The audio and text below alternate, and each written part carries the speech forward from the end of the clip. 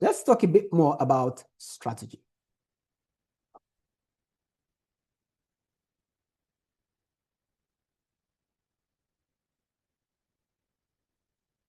According to Roger L. Martin, strategy is not a long planning document. It's a set of related and powerful choices that positions the organization to win. One of the problems we had with 20 Towers is that we did not explicitly define our choices, which means what we needed to do and what we chose not to do. Strategy is about making coherent choices, which means the choices we make must be integrative.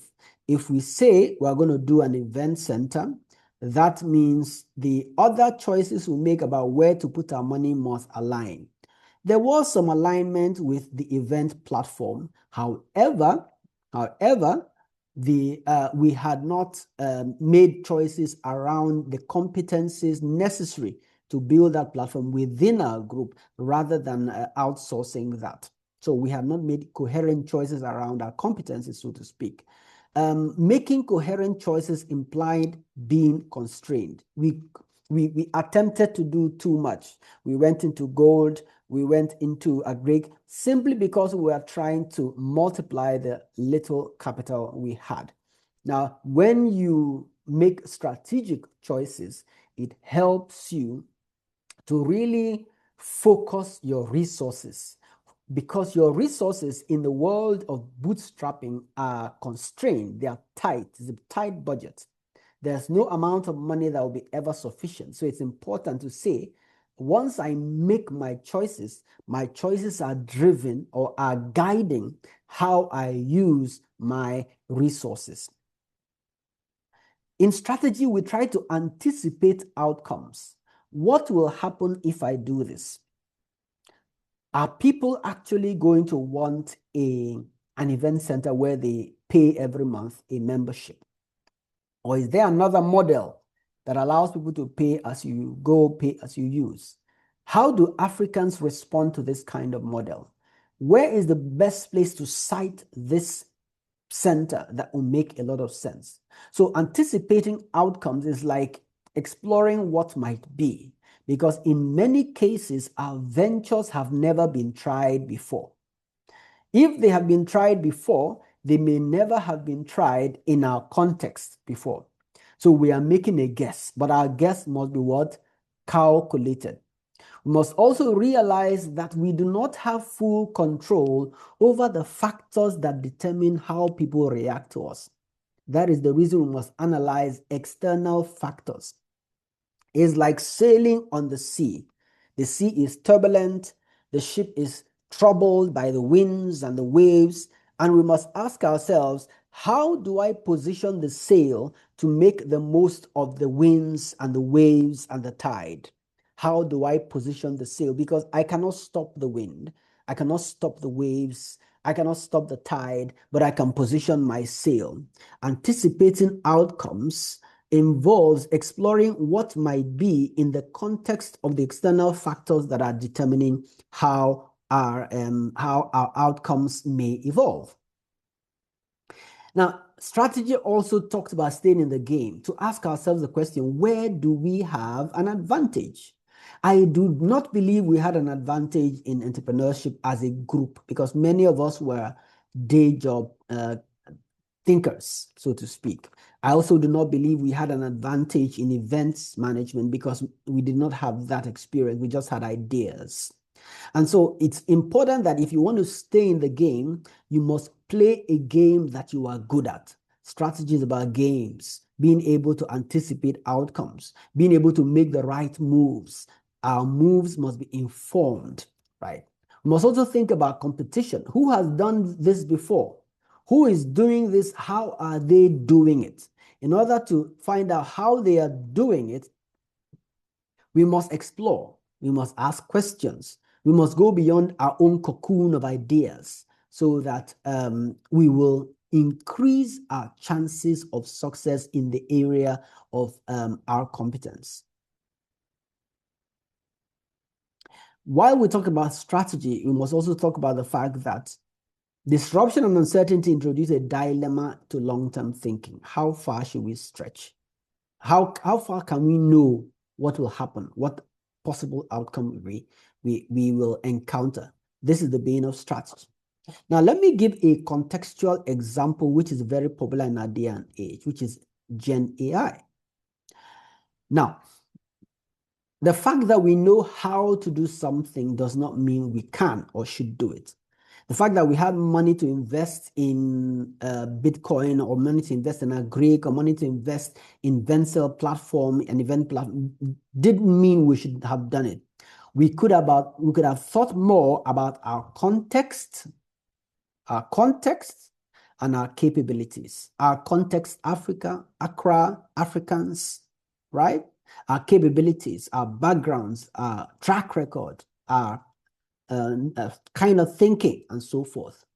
And this also is it's a good example in terms of a lot of people these days are thinking about what AI can do. They're thinking about what others are doing with AI. So many adverts out there in the world, and thinking about what you want your business to become. And so many people are rushing into a lot of things. But in rushing into these things, we must also always think about competence, capacity. Do you have enough people? Competence. Do you have enough skills? And then things like external factors such as regulation. What your environment, your government is saying about these elements. So in the context of AI, there's governance and regulation, cybersecurity and risk, cross-functional coordination, sustainability and environment. We could go deeper into this, but the reason why I'm showing this slide is that many times what is popular is not possible for you as an emerging entrepreneur. What is popular is not feasible for you because of constraints in your capacity, your competence, or your context. So in order to surmount that difficulty, you need to do an assessment. It's called the SWOT analysis, which we shall show you in the coming slides. Innovation is a popular word we use in the world today. We want entrepreneurs to be innovative, think of something new, solve a new kind of problem, introduce something fancy. Many times we think of innovation as merely introducing something fancy. But the bootstrap method must seek to impress and address the need of the customer and impress the customer, not just to create something fancy. A lot of fancy things that we create are not relevant to our context. Bootstrapping says we have to think of things that are relevant to our context. An example is the iPhone. Anand Girindaharas said that while Apple's idea of innovation was to create something fancy and convince people that we need it, namely the iPhone, there is another way of thinking about innovation. In India, of a certain village in India, they innovated by thinking of how to solve a very simple problem. That problem was how to let people know that the water company was delivering water to the village. Now, how did they decide to do that? They basically used bulk SMS. Most people in the village had feature phones, context. Most people in the village were not interested in buying a lot of data every now and then. Feature phones, no money for data. Their core basic needs was water. And so they used the bulk SMS system to basically periodically on a weekly basis notify people that water is around. The water guys are around. Come out and fill your buckets and your gallons and so forth. That may be simplistic, but it is innovation in the sense that it solves a simple, relevant, contextual problem with technology. It doesn't create a sophisticated technology tool that people rarely use 10% of. It doesn't create a technology tool that costs a lot only for the purpose of the cloud. It creates a solution that is relevant. So on the one hand, someone creates something awesome that he needs to convince others that they need. On the other hand, someone identifies a specific contextual problem and provides an effective solution. In the world of bootstrapping, we want to really understand the problem deeply enough to provide a relevant solution. So let's emphasize this. Let's emphasize this with a very well-known story about Okra, right? A very well-known story about Okra. So Okra was founded in 2019 by Farah Jitubo and David Peterside. And it was basically an open banking super connector, essentially saying we want banks to talk to each other. They got $1 million of pre-seed from TLCom Capital and $3.5 million from SUSE Ventures and Accenture. The funding reached more than 16.5 million at some point in dollars. And the API's usage, hit 175% in 2020. So apparently it was working, right? It was working, but the problem is that it was costing a lot of money. It was working, it was scaling in terms of numbers, but it was not scaling profitably. So they had a bright idea. They launched Nebula. They said, we're spending too much money on AWS. Let's build our own cloud infrastructure. This happened in 2024, but obviously they stopped working in 2025 of May. Why? Because as much as they thought that building local cloud could help them scale, could help them help other companies, it just wasn't feasible in Nigeria's context. Who knows? Maybe it was power. Who knows? Maybe it was network. Maybe it was lack of support and so forth. But imagine that someone had up to $16.5 million, but could not sustain a company beyond 6 years. Could not. And you see, that is the fanciness of our recent quest to build unicorns without realizing that our context, we need to look very well at our context and the kind of businesses we're building relative to the customer need. Let's contrast this story with that of M-Pesa, M-Pesa in Kenya. Now, M-Pesa addressed a very specific problem. The Kenyans in the villages had no access to formal banking, but remittances from the village was a very important part of the culture. Young people who had left for the city needed to send money to their relatives back home. Almost everyone had a mobile phone, right? And essentially, the infrastructure was ready for you to create a payment platform that could address this gap.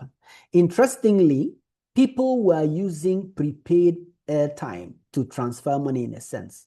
And the creators of M-Pesa saw a need. Urban workers need to send money to their families in rural areas. So it was like a given. There was research backing it. The culture had begun to embrace it. It fit very well into the culture. The infrastructure was ready.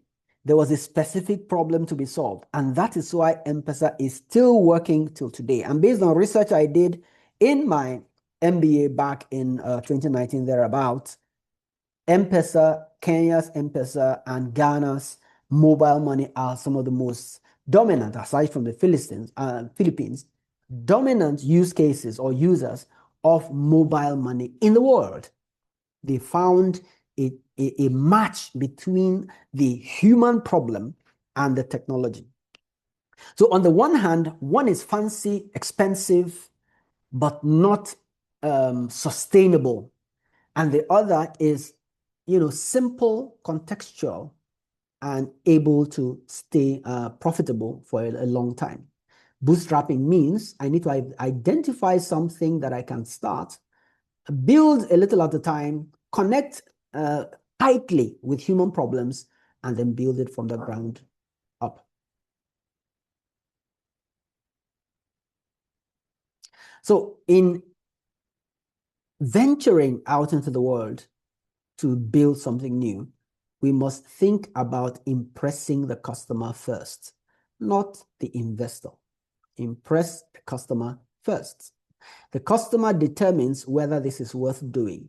The investor has money to spare. They want to try something. They are probably willing to lose some money. But what's the point of getting to a venture that is not going to stay? So think about the problem. Think about the people you are solving this problem for, and think about a long-term purpose. Purpose is, why are you doing this? And I'll tell you a little bit about why. First of all, the problem must be contextual, a contextual challenge you're addressing. The people must be a core focus group. There's no product that is built for everybody. There must be a certain set of people. For M-Pesa, it was the rural folks who are receiving remittances. Other people are obviously using mobile money today, but the fundamental target was known at the time the product was launched. That gives you clarity on building the product. And the purpose has to do with the reason you are pursuing this. And this reason must be far beyond money. This reason must be greater than money. Because that is what sustains you. That is what sustains you. If the driver is not more than money, if the driver is not more than money, excuse me, it then it's probably not going to be very sustainable. The driver must be bigger than money, more powerful than I just need to survive. So you need to avoid entrepreneurship as a service. Many young people out there are simply looking for funding. They are not looking to solve a problem. And some of them are even fraudulent about it. They take money from some grant or from some loan and they basically elope. But that is not sustainable. First of all, it creates problems for people, for other people who are genuinely trying to build something awesome. Excuse me. And of course, it blocks opportunities, future opportunities, because these days the internet never forgets.